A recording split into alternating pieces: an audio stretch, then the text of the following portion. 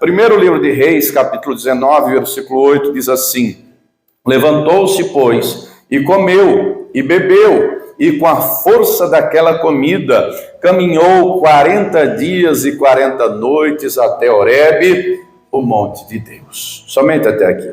Se ele se levantou, é porque não estava de pé, ou estava deitado, ou estava sentado. Mas ele come algo que é sobrenatural. Ele bebe algo que é sobrenatural, que traz dentro dele uma força sobrenatural que o faz caminhar 40 dias e 40 noites. E eu pergunto, você também quer dessa comida sobrenatural? Você também quer dessa água sobrenatural? Você também quer dessa força poderosa? Eu vou ler mais uma vez, você repete após mim. Vamos lá. Levantou-se, pois, e comeu, e bebeu, e com a força daquela comida, caminhou 40 dias e 40 noites até Horebe, o monte de Deus. Você crê que o Senhor vai falar conosco? Por gentileza, desocupe suas mãos. Vamos dar ao Senhor e a sua palavra a melhor salva de palmas que você já deu. Feche os seus olhos, vá aplaudindo, vá glorificando. Senhor, nosso Deus e Pai, Deus bendito, santo, amado e todo-poderoso. Meu Deus, a tua igreja te aplaude e te glorifica. Abra os céus agora e receba o louvor da tua igreja. Viemos aqui por tua causa. É para te adorar, te glorificar, te bendizer. É para exaltar o teu santo nome. Então, meu Deus, que eu diminua, o Senhor cresça, remova toda barreira, todo obstáculo, envia a tua palavra com poder e autoridade, e que a tua palavra agora vá e produza o resultado para a qual está sendo enviada, em nome do Senhor Jesus. Diga amém, Senhor. Tome o teu assento, por gentileza, pode se assentar, mas preste muita atenção. Não se distraia. Se você trouxe papel e caneta, tome nota de tudo o que vai ouvir e aprender. Amém? Muito bem, antes de compreendermos aqui o texto inicial que lemos, precisamos voltar um pouco na história para compreendermos o contexto, não é? Aquilo que se passava. Após a morte do rei Salomão, Deus, né, por conta da idolatria de Salomão, Deus divide o reino. O reino que Davi lutou anos, décadas da sua vida para unificar, e Salomão manteve, né? Mas em determinado momento Salomão se enveredou pela idolatria, e aí Deus disse para ele: quando você morrer, eu vou dividir o reino. 10 tribos eu vou dar a Jeroboão, e só 2 vão ficar com teu filho. E assim Deus fez. 2 tribos das 12, Judá e Benjamim, ficam com Roboão, filho de Salomão, e as outras 10 Deus entrega a Jeroboão. E esse reino do norte, chamado Israel, o do sul, Judá, vai ficar com a descendência de Davi, mas o reino do norte, Israel, os 200 e poucos anos de existência, 221 para ser preciso, haverão 19 reis diferentes. Desses 19, nenhum deles serviu a Deus. Nenhum deles teve temor de Deus. O primeiro, Jeroboão, logo de cara, Deus dá para ele uma posição de autoridade, de reino. A primeira coisa que ele faz é colocar bezerro de ouro. Ele coloca bezerro de ouro no norte, outro no sul, e diz ao povo: ó, esse bezerro de ouro aí foi o Deus que tirou vocês do Egito. Ele mesmo, o próprio rei Jeroboão, incentiva o povo à idolatria. E assim os que vieram em seguida.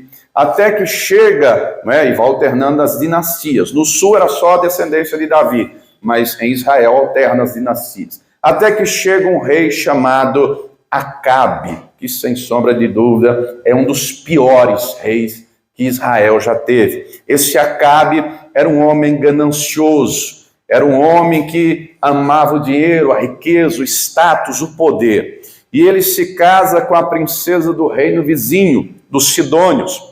E essa mulher, essa princesa do reino vizinho, era chamada de Jezabel. Jezabel era uma feiticeira, era uma bruxa, era discípula de seu pai, Et-Baal, e eles acreditavam em Baal. Baal era uma estátua, um deus, né? A estátua era meio homem, meio peixe. E eles acreditam nesse deus, eles acreditam que Baal é marido de Azerá. E Jezabel cultua esse Deus. O Acabe se casa com ela. porque na cabeça dele, quando o sogro morresse, o Etbaal, o reino seria unificado e ele governaria tudo. Ele traz então a Jezabel para Israel, para Samaria, que era a capital. Essa Jezabel traz consigo os profetas de Baal, 400, e os profetas de Azerá, 450, e vão implantar em Israel o culto a Baal. E ela tem um método de trabalho, não é? Pense você se tem alguma semelhança com os nossos dias, analise você, porque se você for bem informado com o que estamos acontecendo, pense você.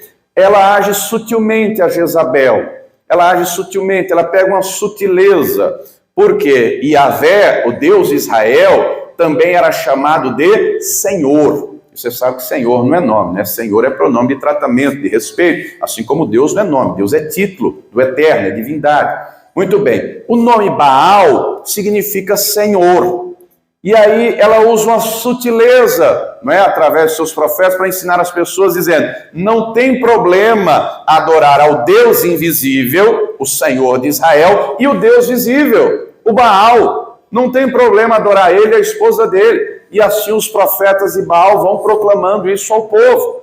E aí Deus levanta profetas para dizer, isso está errado. Não pode fazer isso, isso é idolatria, isso é pecado, isso é abominável. A Jezabel vai calar quem fala contra. Acontece isso no nosso país, pense você, né? Pense aí, os poderosos calam as vozes dos contrários, mandam prender. A Jezabel não mandava prender, ela mandava matar, ela mandava executar. Ela matou os profetas do Senhor, todos aqueles que se levantavam para denunciar o pecado, o erro, ela mandava matar. E nesse contexto, né, de apostasia crescendo, nesse contexto de trevas avançando, pense você, no nosso país, querido, note que em Jezabel havia principado. Como assim, pastor? Não entendi. As trevas têm uma hierarquia. Você sabe que no exército brasileiro, o comando mais alto é o general, e aí vem abaixo, né? Aí vem lá o coronel, tenente-coronel, major, capitão, até chegar no soldado. As pessoas por aí endemoniadas são aquilo que equivale ao soldado, porque general não fica por aí, nas pessoas ficam endemoniadas, não. Sabe onde é que está o general? Está em quem tem poder. Está em quem exerce influência sobre a nação, quem tem caneta para assinar, quem tem autoridade para falar e implantar algo, não é? Então em Jezabel havia principado, era demônio poderoso, usando a vida dela para levar às trevas. Pense você se existe algo semelhante no nosso país, nas esferas de poder, seja do judiciário, do executivo, do legislativo, não é só no nosso país não, é mundo afora. Estamos vendo uma agenda globalista, mundial, que trabalha para levar às trevas, não é só no nosso país, é no mundo inteiro. Uma completa inversão de valores, destruição da fé, destruição da família, destruição de patriotismo, trabalham para destruir isso, mas às claras. Pesquise que você vai ver que estamos falando. Mas muito bem, a Jezabel então vai matar os profetas de Deus. É nesse contexto de trevas avançando que Deus levanta um homem desconhecido de um lugar desconhecido. Diz o texto que Elias, o tisbita, nem no mapa tem Tisbé. Não tem no mapa. Nenhum mapa bíblico você encontra. Onde é que fica essa vila, essa cidade? Onde é que fica? Não tem. É um homem desconhecido de um lugar desconhecido, mas é um homem de Deus. É um homem de fé. Diga para a pessoa que está ao teu lado, é um homem de oração. É um homem que ora. É um homem que a palavra diz, Elias era homem sujeito às mesmas paixões que nós, mas orava. E ele ora, porque ele está inconformado com aquela situação. Você quer ver Deus mudar a nação? Diga para a pessoa que está ao teu lado, dobra o teu joelho e ora, e clama, e interceda, porque o diabo tem algum poder, mas o Senhor tem todo o poder no céu e na terra. Ele então ora para que durante 3 anos e meio não chovesse. Deus leva ele direto ao rei, e vai ele dizer ao rei, Deus mandou dizer que não vai chover, senão conforme a minha palavra. Enquanto eu não orar para chover, não vai chover. E durante 3 anos e meio, não chove. É uma seca terrível, é uma escassez terrível. Naquele tempo, estamos falando de fatos que aconteceram há cerca de 2.800 anos atrás. Se vivia de agricultura e pecuária, não tem água, até no nosso país, nos nossos dias. Se faltar água, no ano passado, retrasado, se não me engano, teve uma crise hídrica terrível, faltou água. Se não tem água, não vai ter produção, não vai ter colheita, não vai ter comida, gera uma série de efeitos. Naquela época, faltou água 3 anos e meio. O rei fica enfurecido, ele procura Elias de todos os jeitos, mas Deus escondeu Elias. Diga para a pessoa que está do teu lado: quem está no esconderijo do Altíssimo está guardado, está protegido. Ainda que queiram fazer o mal, Deus guarda, Deus livra. E Deus não deve nada a ninguém. Deus é galardoador de quem o busca, de quem vive pela fé. Deus então diz a Elias: Elias, vá lá para o ribeiro de Querite. Ribeiro é um riacho. É um riacho, vai lá, fica lá, pousa por lá, eu vou mandar os corvos levarem comida para você. E os corvos levavam pão e carne de manhã e à noite. E ele comia, e ele se alimentou. Chega o tempo que o ribeiro seca, o riacho seca. E aí Deus diz: vai lá para Sarepta, uma cidade do país vizinho. Vai lá, eu tenho ordenado a uma mulher que te sustente. Muito bem, quando ele chega lá, a mulher, uma viúva, ela está pegando cavacos no chão, pedaços de madeira, para fazer uma fogueira. E ele pede água. E a mulher vai pegar água, e antes dela ir, ele diz: olha, mas eu estou com fome. Traga um pedaço de pão. E a viúva diz: olha, eu estou pegando esses cavacos aqui, porque o que eu tenho de farinha só dá para fazer um pão. E eu vou fazer para mim, para o meu único filho, porque nós vamos comer e morrer. Olha a gravidade da coisa. Mas ele era um homem de Deus, ele estava vendo a provisão de Deus, ele estava vendo que Deus o sustentou. Diga para a pessoa que está do teu lado: Deus vai te sustentar também, Deus vai prover, Deus não deve nada a ninguém. A palavra diz: ainda que uma mãe se esqueça do filho, Deus não esquece, não, Deus não esquece de você. Muito bem, ele era profeta, ele era um homem de Deus, ele libera uma palavra profética, ele vai dizer: faça lá o bolo, faça lá o pão, mas traga primeiro para mim. Porque assim diz o Senhor: a farinha da panela não vai acabar, nem o azeite da botija, até que Deus mande chuva sobre Israel. A mulher creu naquela palavra, ela fez o bolo, ela trouxe primeiro para o Elias, ele comeu primeiro, ela entrega, porque ela creu em Deus, ela confiou em Deus, creu que o Elias era um homem de Deus. Quando ela volta na panela, tem lá farinha de novo. Quando ela vai na botija, tem azeite de novo. E Deus vai multiplicar aquela farinha, Deus vai multiplicar aquele azeite. Diga para a pessoa que está do teu lado: Deus vai multiplicar na tua vida também, viu? Viva pela fé, creia nele, confie nele, porque ele multiplica. E aquela mulher e o filho Elias comem muitos dias. Chega um dia que uma tragédia acontece. O filho daquela viúva morre, falece. E ela pede a Elias para orar por ele. Ele era um homem de fé. Ele ora e o filho da viúva ressuscita. A própria viúva vai dizer: verdadeiramente eu sei que você é um homem de Deus e que a palavra de Deus na sua boca é verdade. Deus direciona Elias a voltar e ir até o rei mais uma vez. E aí Elias vai até o rei Acabe e vai dizer: olha, você vai reunir o povo no Monte Carmelo, porque eu quero fazer um desafio. Embora o rei Acabe fosse a maior autoridade de Israel, humanamente falando, espiritualmente a maior autoridade era Elias. E aquilo que ele fala, o rei faz. O rei convoca todo o povo, convoca os profetas de Baal, de Azerá, e o Elias vai propor um desafio e vai dizer: olha, nós vamos clamar, eu clamo ao Deus de Israel, vocês ao Deus de vocês, o Deus que responder com fogo, esse realmente é Deus. Os profetas de Baal, das 6 da manhã ao meio-dia, invocam a Baal, apresentam lá o bezerro em sacrifício, clamam, gritam, dançam, pulam, se mutilam, chegam ao ponto de se cortar, derramar o próprio sangue. Baal não responde nada. Elias chega ao ponto de zombar deles, dizendo: grite mais alto, pode ser que ele esteja dormindo, grite mais alto para ele acordar. E nada, até que chega a vez, Elias, ele chama o povo e diz: cheguem-se a mim. Ele repara o altar, ele organiza as pedras, ele organiza a lenha, ele pega o bezerro e sacrifica e coloca a carne sobre o altar. Ele faz uma vala em volta, mais ou menos dessa largura, e ele manda o povo buscar água lá embaixo no monte e derrama 12 cântaros, 12 baldes d'água. E ele ora, e a oração é simples e objetiva. Ele ora dizendo: ó Deus de Abraão, de Isaque e de Israel, mostra hoje que tu és Deus e que eu sou teu servo, e que segundo a tua palavra fiz todas essas coisas. Responde-me, ó Deus, responde-me. E na hora que ele ora, cai fogo do céu. E o fogo vem numa intensidade tamanha que consome a carne do sacrifício, consome a lenha, consome as pedras, consome a água, consome até o pó. Ô querido, quem tem crédito com Deus tem resposta de Deus. Diga para a pessoa que está ao teu lado: ora, que Deus faz a vontade de Deus. Ele ora conforme a tua palavra, fiz todas essas coisas.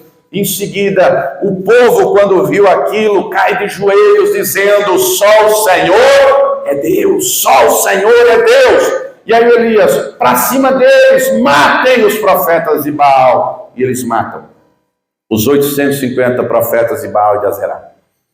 O rei dá a notícia à rainha. Quando a Jezabel recebe a notícia de que todos os seus profetas estavam mortos, ela fica literalmente endemoniada. Ela chama um mensageiro e ela diz: vá a Elias e diga a ele que em 24 horas ele vai estar morto. Eu vou matá-lo. Pode dizer a ele que amanhã, a essa hora, ele é um homem morto. O mensageiro vai. Quando chega a Elias, anuncia. A rainha manda lhe dizer que daqui a 24 horas você é um homem morto. Ela vai lhe matar. Quando ele ouve isso, mesmo seguindo a direção de Deus, tendo vivido tudo isso, quando ele ouve essa palavra, essa ameaça de morte, as forças se acabam.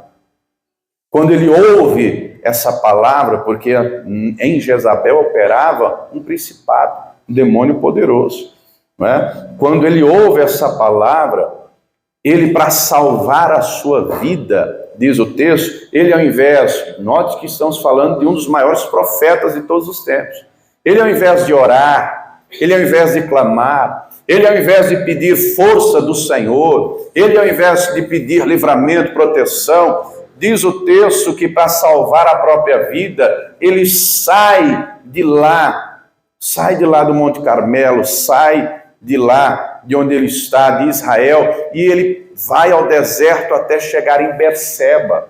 Para quem não conhece geografia bíblica, pensa: não, foi ali, atravessou a rua, foi ali no centro. Ele percorre 193 quilômetros em um dia. Ele não andou, ele correu. Era um trajeto que demorava 4 dias. Ele fez em um, correndo de desespero, correndo de angústia, correndo de medo, correndo de pavor. O desânimo chegou, a fé se esvaiu. Aquele homem sai correndo, um grande homem de Deus, sai correndo desesperado até chegar em Berseba, até chegar ao deserto. No deserto, ele vê um zimbro, uma árvorezinha pequena, e ele se deita lá. Ele está esgotado, fisicamente ele está esgotado. Você já caminhou algumas horas e ficou cansado?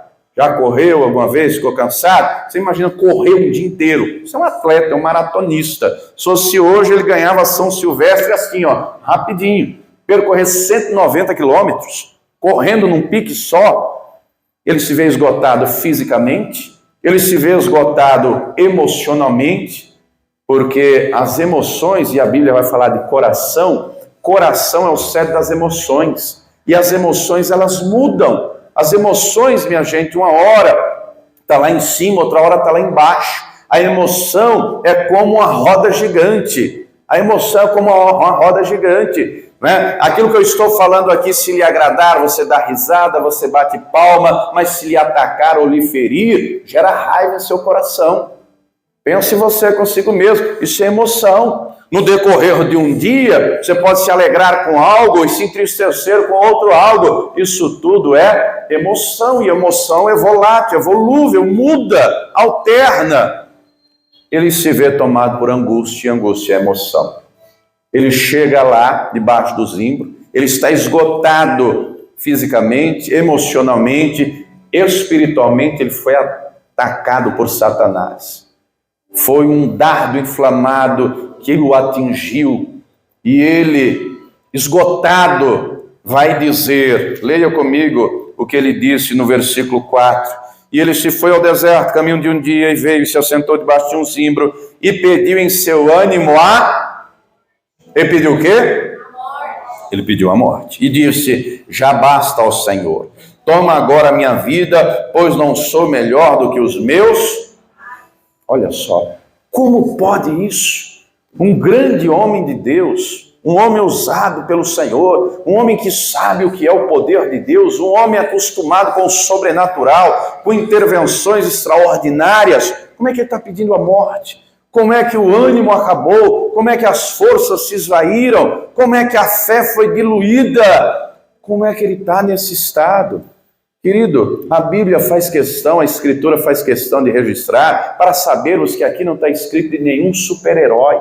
Todos os que aqui estão eram homens e mulheres como eu e você. O único perfeito que está escrito aqui, a única pessoa perfeita, diga comigo, é Jesus Cristo. Jesus Cristo é infalível, Ele é o Todo-Poderoso. Mas lembre-se que Ele veio em carne e osso. O Elias era homem de carne e osso, ele se vê esgotado. E na vida, queridos, o Senhor Jesus deixou claro que nós vamos ter aflições. Ele não disse que seria fácil. Ele garantiu que estaria conosco. Então compreenda que, mesmo tendo muitas e muitas vitórias, enquanto estivermos nessa vida, as lutas vão chegar, vão vir. As lutas vão vir, as aflições vão vir e de toda parte. Às vezes a aflição vem por causa de uma doença, às vezes vem por causa de uma briga conjugal, porque alguém está no vício, na bebida, na droga, ou está endividado, ou então porque a depressão se avizinhou, seja por causa de um óbito, uma morte, uma desilusão amorosa, enfim, as aflições da vida estão aí, às vezes vem tudo de uma vez. Quando os problemas vêm um de cada vez, é mais fácil de lidar, é mais fácil de resolver. Agora a questão é quando vem tudo de uma vez. E o ser humano, via de regra, já quer resolver os problemas por conta própria. Via de regra, ele já quer fazer, já quer resolver. Muita gente diz assim, Deus está no controle, mas só vai ter certeza que Deus está no controle quando não está na sua alçada a fazer, porque se tiver você vai fazer, porque é o primeiro instinto, é o primeiro ímpeto, é fazer, é querer resolver, é querer colocar a própria mão e fazer. O Elias até aqui foi dirigido por Deus, só que agora, cadê o homem de oração? Agora, cadê o homem de fé? Agora, cadê aquele que faz conforme a palavra do Senhor? Cadê? Ele está pedindo para morrer. Ele está dizendo, eu não aguento mais. Querido, querida, tem coisa que foge da nossa alçada. E Deus permite situações fugirem da nossa alçada para termos plena certeza de que é Ele que está verdadeiramente no controle. E aí vamos desenvolver confiança, Senhor, eu não tenho como fazer, porque se tivesse faria. Uma mulher, por exemplo, ela consegue ao mesmo tempo, simultaneamente, lavar uma louça, com as panelas no fogo, a roupa batendo na máquina e arrumando a criança para ir para a escola. Consegue ou não consegue? A minha com a perna só consegue, por que vocês com duas não conseguem? A minha consegue. Vocês conseguem também, com toda certeza. Não é? O camarada, o homem, já na parte de multitarefa, já é um pouco mais restrito, né? Mas o homem consegue fazer coisa que a mulher não consegue. Por exemplo, trocar um pneu de carro. Poucas mulheres trocam. Por isso que a ideia do casamento é um completando o outro. Mas muito bem, aquilo que está na nossa alçada resolver, a maioria já quer resolver. O Elias não aguenta mais. O Elias está pedindo a morte. Às vezes na vida nos vemos assim. As angústias vêm. Às vezes a alegria é roubada. Às vezes o ânimo é roubado. Diga para a pessoa que está do lado, as aflições não vão parar de vir. As aflições não vão parar de vir. Não vão não. Olha só o estado que ele se encontra, versículo 5. E deitou-se e dormiu debaixo de um zimbro. Ele está esgotado. Você já trabalhou um dia inteiro e chegou cansado? E você deitou? Com sinceridade, quem já dormiu sem tomar banho alguma vez assim? De tão cansado que estava? Já? Quando o cansaço é no corpo, um bom banho, Uma boa refeição e uma boa noite de sono resolve o problema. Quando o corpo está esgotado, essas três coisas são infalíveis. Um banho bem tomado, comer bem e dormir bem. O corpo acorda renovado. Agora presta atenção, quando é algo na alma, o amigo pode comer a melhor comida. Quando é algo na alma, pode comer desde um cuscuz, uma tapioca, a uma pizza, um ravioli, caviar, a melhor comida não resolve. Quando é na alma, pode tomar banho, seja num chuveiro, seja numa lata d'água, seja numa banheira de hidromassagem, seja numa jacuzzi, num gufurô, não vai resolver. Quando é na alma, pode dormir numa esteira no chão, numa rede, numa cama, pode dormir numa king size com travesseiro de pluma de ganso. Não vai resolver. Quando é na alma, nada físico, palpável resolve.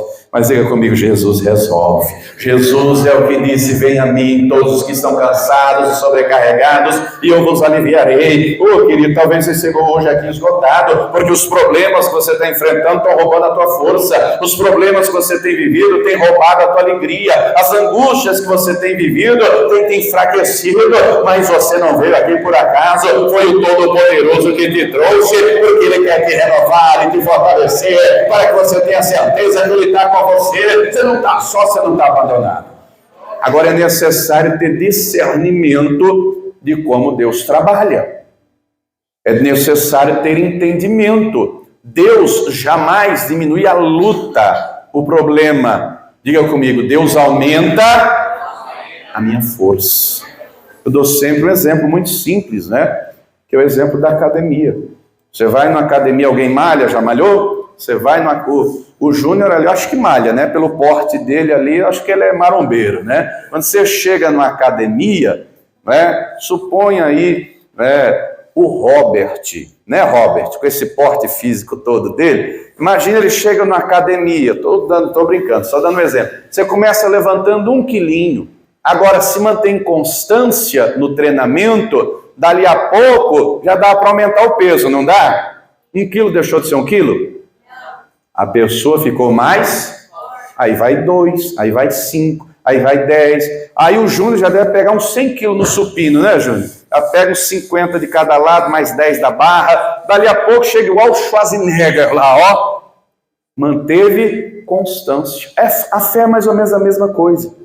Não é que o peso deixa de ser peso. Diga para a pessoa que está ao teu lado, é você que vai aguentar mais peso. E Deus faz assim, Deus não diminui as lutas, as aflições, Ele aumenta a sua força, Ele te nutre. Você sabe que uma pessoa que malha tem que ter uma dieta regrada, né? Uma pessoa que malha tem que ter uma alimentação saudável. Uma pessoa que malha, ela não pode estar comendo besteira, açúcares e assim por diante, porque se quiser manter a forma, tem que se alimentar bem. Uma pessoa que não se alimenta, não adianta ir para a academia que ela não vai aguentar peso. Por que eu estou lhe dando esse exemplo? Porque na vida é assim também. O peso dos problemas vem e nós temos que estar alimentados e fortalecidos para enfrentar os problemas. O Elias deitou, ele está num deserto, não tem casa, não tem uma viva alma à sua volta, mas o Todo-Poderoso está lá. O Todo-Poderoso é aquele que deixou claro, eu estarei contigo todos os dias até a consumação dos séculos. O Todo-Poderoso é o que diz, quando você passar pelas águas, elas não te submergirão. Quando passares pelo fogo, a chama não arderá em ti, porque eu estarei contigo. As águas e o fogo representam as lutas da vida. Deus estava lá. Deus estava lá. Deus manda um anjo. Enquanto Elias dorme, Deus estava trabalhando em favor dele. Diga para a pessoa que está ao teu lado, você pode não estar vendo, mas Deus está trabalhando a teu favor. Você pode não estar percebendo, mas Ele está trabalhando a teu favor. Dali a pouco, o anjo cutuca ele. Elias, acorda. Quando Elias acorda, do lado dele tem uma brasa, né? Tem ali uma fogueira, tem um pão na brasa, tem uma botija de água. E o anjo diz, come, bebe. Ou ele talvez esteja pensando, está sonhando, ou o cansaço é tanto que ele come, ele bebe e ele volta a dormir. Ele dorme de novo. Ele dorme de novo. Mas o anjo diz, versículo 7, E o anjo do Senhor, e se você tiver uma caneta, grife a expressão anjo do Senhor, porque biblicamente, todas as vezes que aparece a expressão o anjo do Senhor no Antigo Testamento, está se falando de Jesus Cristo. Não está falando de um anjo comum qualquer, porque anjo, Deus tem milhares e milhares e milhões, mas no Antigo Testamento, o anjo do Senhor está falando diretamente de Jesus Cristo. E você vai entender daqui a pouco o porquê. O anjo do Senhor tornou segunda vez e o tocou e disse: levanta-te e come, porque muito comprido te será o caminho. Levanta, come, bebe, muito comprido será o caminho. Queridos, nós temos uma jornada longa. Nós temos uma jornada, e nessa jornada teremos aflições, teremos angústias. Essa jornada não termina aqui, diga comigo, é a eternidade. A jornada é até chegar na glória, mas até chegar lá vai ter aflições e lutas, vai ter adversidades. Quando Elias ouve aquilo, versículo 8, quando começamos a mensagem, levantou-se, pois. Deus vai te levantar hoje, viu? Talvez você chegou aqui tão fraco, tão desnutrido, não é, tão abalado, tão angustiado, que não consegue se levantar na fé. Deus vai te levantar hoje, em nome do Senhor Jesus. Ele vai te levantar, Ele vai te levantar. Comeu, pois, e bebeu. Ele come aquele pão, ele bebe aquela água. Agora compreenda, tudo o que acontece aqui no Antigo Testamento de literal, tem uma revelação espiritual no Novo Testamento. O pão aqui, a comida aqui, representa o próprio Senhor Jesus, representa a palavra. O próprio Senhor Jesus deixou claro: eu sou o pão vivo que desceu do céu. Ele mesmo vai dizer: nem só de pão viverá o homem, mas de toda a palavra que sai da boca de Deus. A água aqui representa o Espírito Santo. O próprio Senhor Jesus disse: se alguém tem sede, venha a mim e beba, porque a água que eu der fará dentro dele um rio de água viva a jorrar para a vida eterna. E João faz questão de dizer, está falando do Espírito Santo. Na vida muitas vezes nos vemos sem forças. Compreenda que o Elias estava esgotado fisicamente, emocionalmente e espiritualmente atacado. O inimigo da nossa alma, que é o diabo, ele trabalha na base, naquilo que nos mantém de pé. Deus nos criou e o nosso corpo é funcional. Nós precisamos do corpo para tudo. E é uma engrenagem muito bem feita. Não existe até hoje algo tão complexo e sofisticado quanto o nosso corpo. Por mais que a ciência avance, estava lendo hoje uma notícia que a China desenvolveu uma arma neural, capaz de, a quilômetros de distância, manipular o cérebro das pessoas. Você acredita nisso? Eu vi hoje essa notícia. Uma arma neural. Olha que coisa, manipular o cérebro a quilômetros de distância. Por mais que a ciência avance, nada se compara àquilo que Deus fez. E a estrutura que Deus fez no nosso corpo, ela é simples, é um esqueleto, não é? E o esqueleto é a parte firme. Sobre o esqueleto vem a carne, os músculos, não é? Os nervos, a pele, estou simplificando, né? As veias, alguns vêm até adquirir até no decorrer do tempo uma gordurinha, né? Que aumenta mais o peso, outros trabalham para não ter a gordurinha, mas o que sustenta tudo isso em pé é o esqueleto. E do nosso corpo tem uma parte fundamental para ficar de pé, que são os pés.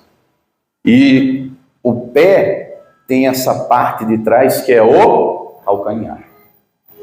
Tirando as bailarinas que ficam na ponta do pé, qualquer pessoa comum não consegue ficar na ponta dos dedos por muito tempo. Por que eu estou lhe dizendo isso? Porque desde o início da criação, Deus disse, Gênesis 3,15, vai nascer um descendente da mulher que vai esmagar a cabeça da serpente. Ele está falando de Jesus. Mas ele diz em seguida que a serpente vai querer ferir o calcanhar. Compreenda que, se eu estou olhando para aqui, para frente, o meu calcanhar está aqui na frente ou atrás? Atrás, para frente estão os dedos. Quando a palavra diz que a serpente vai ferir o calcanhar, atrás, ou seja, a traição. O inimigo é traiçoeiro, o inimigo é astuto. O inimigo, Satanás, ele usa ciladas. Era o mais sábio de todos os anjos que Deus criou. Ele vai atacar Não pense que ele vai atacar naquele dia que você está forte. Sabe aquele dia bom? Aquele dia que você está cheio do Espírito Santo. Aquele dia que você canta aquele louvor do André Valadão. Dia feliz, tão feliz. Aquele dia que você está cheio de fé. Se o diabo vai dizer, eu dou na cara dele, eu estou cheio de fogo. Não é nesse dia que o diabo vai te atacar.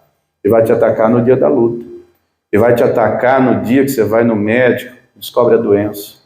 O diabo vai dizer, cadê Deus na tua vida? Ele vai te atacar naquele dia que o marido briga com a esposa e vai botar aqui no ouvido, por que você não separa logo?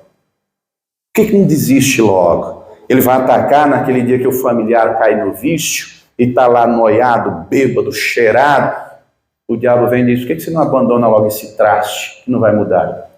O diabo não vai atacar no dia que você está forte, ele vai atacar no dia que você está fraco, para questionar, para duvidar, para tentar derrubar a base. E o que nos mantém de pé espiritualmente é a nossa fé. O Elias está esgotado. Ele pede para morrer. Mas ainda bem que Deus, ele não faz o que a gente quer do jeito que a gente quer. Deus, ele é fiel. Deus, ele é poderoso. Diga para a pessoa que está ao teu lado, ele vê o que você não vê. Ele sabe o que você não sabe. E ele tem para você um futuro glorioso. Ele tem para você pensamentos de bem, pensamentos de paz. Talvez você esteja pensando em desistir, porque a luta está muita, a aflição está muita, a angústia está muita, mas ele não desiste de você. Talvez os problemas se acumularam e talvez o inimigo já até colocou dúvida na sua cabeça, pensando, desista, desanime, mas o Senhor manda te dizer, você não vai desistir, você não vai desanimar, porque ele tem promessa na tua vida, ele prometeu, ele é fiel, ele vai cumprir, e é a palavra dele que te alimenta, é a palavra dele que te sustenta, é ele que te renova, ele dá força ao que está cansado, ele renova a força, ele dá vigor ao que não tem nem vigor, ele vai te renovar hoje, ele prometeu, ele vai cumprir. Quem está entendendo, diga glória a Deus. Ele comeu e ele bebeu. Compreenda que é necessário ter discernimento. Uma pessoa que não tem entendimento espiritual, como eu lhe disse há pouco, da alma, uma hora ri, mas se ouvir algo que não gosta, já fica enraivecido. Ao passo que, isso é o homem natural, é o que está na alma. O que é espiritual, quando ouve a palavra, discerne e toma posse. Isso é promessa para mim, Deus está falando comigo. Quando é algo que corrige, glória a Deus, Deus corrige ao filho que ama, mas guarda a palavra no coração. O que é natural não, o que é natural ele olha, quando é uma palavra de bênção, eita que o pastor está ungido, que bênção, que palavra, só promessa. Agora, quando é uma palavra de repreensão, rapaz, eu vou orar pela vida do pastor, que coitado, hoje o negócio está feio, acho que ele desviou um pouco, o negócio está feio. Não, a gente tem que ter discernimento espiritual. Essa palavra é alimento, essa palavra é viva, essa palavra é fiel, essa palavra é poderosa, porque não é palavra de homem, é palavra do Todo-Poderoso. Os pensamentos dele são mais altos, ele vê o amanhã, ele vê lá na frente. Diga para a pessoa que está ao teu lado, ele tem vitória para você, ele tem renovo para você, ele tem força para você. Ele garantiu dizendo, aquele que come de mim nunca mais terá fome, aquele que bebe de mim nunca mais terá sede. E ele tem comida para você, e ele tem água para você beber. A comida é a palavra, e a água é o Espírito Santo, o rio de água viva que vai fluir no teu interior. E o alimento junto com a água mata a fome, sacia a sede. O texto diz, com a força daquela comida. Fala comigo no livro dos Salmos, Salmo de número 28. O salmista diz assim, o versículo 6, né? Eu vou ler o 7, mas antes deixa eu ler o 6. Salmo 28. Bendito seja o Senhor, porque ouviu a voz das minhas súplicas. Você lembra qual era a oração do Elias? O Elias naquele momento pede para quê? Pede para morrer. Mas Deus faz o que ele pediu? Às vezes tem gente que reclama, né? Que reclama porque que Deus não faz, só que Deus não é obrigado a fazer o que a gente quer do jeito que a gente quer. Do jeito dele dá certo. Diga para a pessoa que está ao teu lado, ele tem o melhor para você.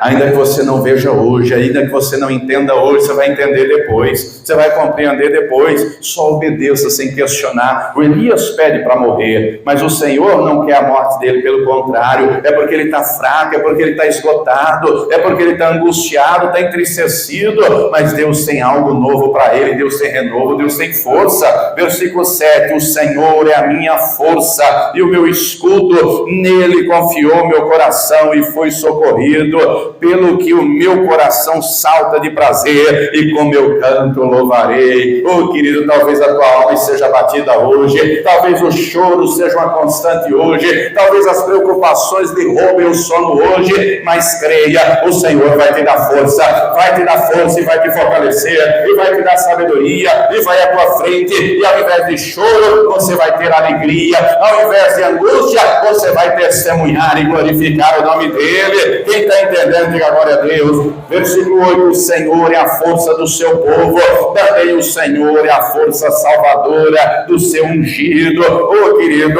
foi ele que te chamou, foi ele que te escolheu, ele não te chamou para derrota, ele não te chamou para vergonha, ele não te chamou para humilhação, foi para ser mais do que vencedor, foi para ter uma vida vitoriosa nessa terra e uma eternidade inteira com ele. Agora, para ter vida vitoriosa é pela fé. Para ter vida vitoriosa tem que compreender que as lutas virão e farão parte. E não pode desanimar. Na hora que a luta vier, não é hora de retroceder. Na hora que a luta chegar, não é hora de desanimar. Na hora que a luta chegar, tem que se fortalecer no Senhor, tem que comer dessa palavra, tem que beber da água do Espírito Santo, tem que buscar nele força, tem que buscar nele sabedoria, tem que buscar nele a direção para vencer, para lutar, para resolver. Quem está entendendo, diga glória a Deus. Agora compreenda que não dá para alimentar uma pessoa que já está saciada. Como assim, pastor? Você já, em algum dia, já esteve com barriga cheia e alguém chega e oferece uma comida, melhor que seja, você diz, não, estou cheio. Já aconteceu isso com alguém? Uma pessoa com fome, ela come o que tiver. Uma pessoa com fome, ela come um pão seco, como se fosse a coisa mais maravilhosa do mundo. Geralmente, nós não temos fome, nós temos apetite. Uma pessoa que tem apetite, ela escolhe o que ela vai comer. Por exemplo, no café da manhã, não sei se eu como aqui um pão, se eu como aqui um biscoito, eu vou comer isso, eu vou comer aquilo. Na hora do almoço, eu vou comer só o arroz, eu vou comer com feijão, eu vou comer... Escolhe o que vai comer. Uma pessoa com fome come aquilo que tem. Por que eu estou lhe dizendo isso? Porque o Senhor Jesus avisou que chegaria o tempo que as pessoas, iriam viver de glutonaria no coração. Tem gente que está cheia demais, a alma está intoxicada das coisas dessa vida, está intoxicada de tanta notícia, de tanta rede social. Vivemos em dias hoje, as pessoas gastam em média 5 horas por dia num celular. As redes sociais, já tem psiquiatra renomado como Augusto Cury, falando dos efeitos nocivos que traz ao nosso cérebro. Muito tempo de celular, muito tempo de rede social. É terrível. Eu estou falando de um psiquiatra renomado, camarada que já escreveu livros, mais de 35 milhões, publicado em mais de 70 nações do mundo. Esses dias eu vi um vídeo dele, um pai numa mesa de jantar, em muitas casas a mesa hoje já virou só um mero enfeite. Um pai na mesa, um filho pequeno no cadeirão para comer, e o pai com o celular na mão e com a outra dando comida na boca da criança. Só que o celular roubava a atenção desse pai. A criança percebeu, a criança pegou uma colher e foi comendo. E no vídeo dali a pouco, aquela criancinha de 3, 4 anos cresce e se torna um adolescente. Aí já mostra a cena, o pai comendo, dali a pouco ele inconscientemente vai com a colher, ele, já é adolescente, já come só. Aí o tempo passa, aí a situação se inverte. Aí o filho, agora homem adulto, está com o celular e o pai agora idoso, mas o filho já não tem mais tempo. Agora quem está no celular é o filho, ocupado demais. O pai não deu atenção para o filho e agora o filho não dá atenção para o pai. Vivemos em dias desse tipo. Vivemos em dias que os afazeres são muitos. E uma pessoa que está embriagada das coisas dessa vida, uma pessoa que a alma já está intoxicada das coisas dessa vida, não tem espaço mais para se alimentar da palavra de Deus. Uma pessoa que está com a alma sobrecarregada, essa palavra não vai entrar. Querido, Deus não quer ver você com a alma intoxicada. Deus não quer ver você na glutonaria por causa das coisas dessa vida. Não é pecado ter as coisas, ter uma boa casa, um bom carro, dinheiro, roupa, tudo isso é necessidade. Nós precisamos. O pecado é colocar o coração nisso e deixar Deus em segundo lugar. A alegria verdadeira está no Senhor. O prazer verdadeiro está no Senhor. A paz verdadeira está no Senhor. Querido, tem gente que mora em Alphaville, tem gente que mora em Alfavela, mas é cheio da presença de Deus. Como tem gente que mora em Alphaville e é vazio no coração. Tem tudo fisicamente, mas espiritualmente é pobre, é cego, é desnutrido. Querido, Deus não quer ver o povo dele desnutrido. Diga para a pessoa que está ao lado, Ele quer ver você fortalecido. Ele quer ver você alimentado. Ele quer ver você renovado, Ele quer te saciar com a palavra dEle que é poderosa, a palavra dEle verdadeiramente alimenta, a palavra dEle verdadeiramente fortalece. Vá comigo no livro do profeta Isaías, capítulo de número 40. Não precisa ser médico formado para saber que uma pessoa que se alimenta mal, ela pode desenvolver doenças, sim ou não? Uma pessoa que se alimenta mal, Isaías 40, versículo 28. Uma pessoa que se alimenta mal, ela pode desenvolver, dentre outras coisas, colesterol, triglicérides, diabetes. É verdade ou não é? Eu conheço gente, já vi, gente que ficou cega por causa de diabetes. Você sabe que minha esposa joga vôlei sentado, né? Lá tem um cidadão que treina lá no mesmo lugar, que já amputou a perna direita por causa de diabetes. Do pé esquerdo já amputou alguns dedos por causa de diabetes. O negócio não é brincadeira. Se uma pessoa que se alimenta mal, ela tem efeitos no corpo, imagine espiritualmente. Nós temos que alimentar dessa comida aqui que é a palavra. E essa palavra deixa claro, não sabes, não ouviste que o eterno Deus, o Senhor, o Criador dos confins da terra, nem se cansa, nem se fatiga? Não há esquadrinhação do seu entendimento, dá vigor ao cansado e multiplica as forças ao que não tem nenhum vigor. Os jovens se cansarão, e os jovens certamente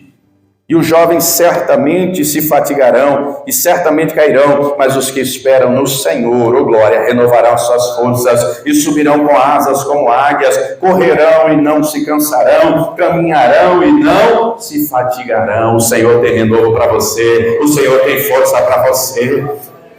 Passe algumas páginas, capítulo 44, versículo de número 1. Agora, pois, ouve, estou em Isaías 44, verso 1. Agora, pois, ouve, ó Jacó, servo meu, e tu, ó Israel, a quem? Diga para a pessoa que está ao lado, Jesus também te escolheu, tá? João 15,16, ele deixa claro, não foi você que me escolheu, fui eu que escolhi você. Continuando, versículo 2. Assim diz o Senhor que te criou e te formou desde o ventre e que...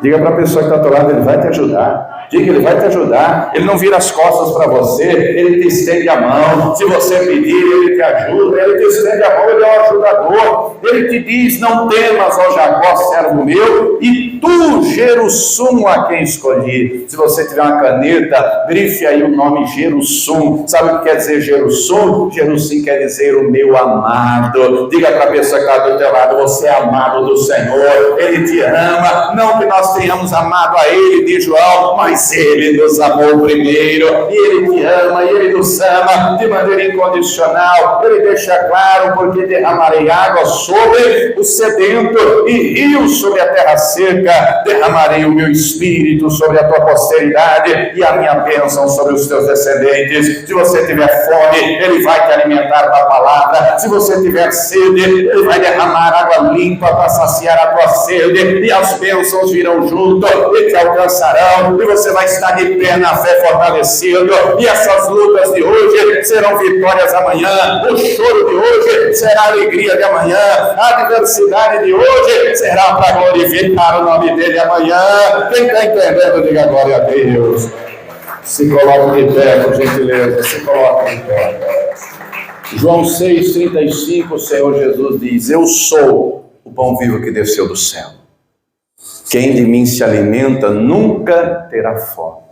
E quem crê em mim, como diz a Escritura, nunca terá sede. Nunca terá sede. Querido, acompanhe um raciocínio rápido para você entender.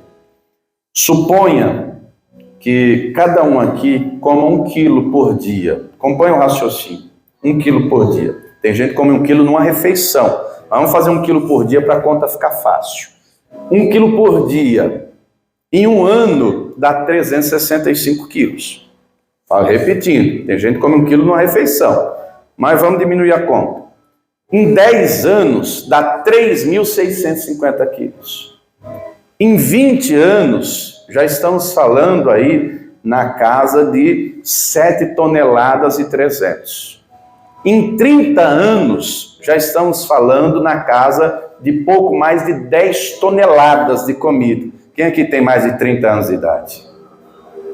Você já comeu mais de 10 toneladas, certamente. Eu também. Agora, dá para você chegar hoje e dizer, a partir de hoje não como mais? Dá. Tem um ditado que diz, saco vazio, espiritualmente do mesmo jeito. Essa palavra aqui, ó, nós temos que nos alimentar todos os dias. Todos os dias. Não fazemos as refeições, café, almoço e janta, tem que se alimentar todos os dias dessa palavra. Todo dia não bebe água. Outro dia eu preguei sobre isso, né? Eu pesquisei algumas doenças causadas pela falta de beber água. Logo de cara, você pesquisar, você vai ver no mínimo umas 14 sobre falta de beber. Água é vida. O nosso corpo precisa de água, é necessário água. Do mesmo jeito que o corpo físico precisa de alimento e de água, do mesmo jeito a nossa alma, o nosso espírito. Deus não quer, queridos, que a alma fale mais alto. Os sentimentos podem oscilar, é natural de cada ser humano, é natural, mas o que tem que falar mais alto é o espírito. A alma é sede de emoções. O Espírito Santo não vem habitar na alma, ele vem habitar no nosso espírito. Nós somos corpo, alma e espírito. Diga comigo, corpo, alma e espírito. O Espírito Santo vem habitar no nosso espírito. E ele testifica. Ele testifica aqui dentro, ele testifica a palavra, ele testifica, sou eu que estou falando, sou eu que estou dizendo, e a voz dele é inconfundível. Querido, querida, você ouviu a palavra, você tem se alimentado da palavra, mas agora é necessário beber da água viva do Espírito Santo.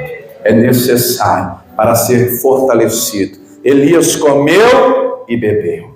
Você acaba de ouvir a palavra, recebeu o alimento. E eu pergunto, quantos querem receber da água do Espírito Santo e ser saciado e fortalecido, porque a jornada é longa.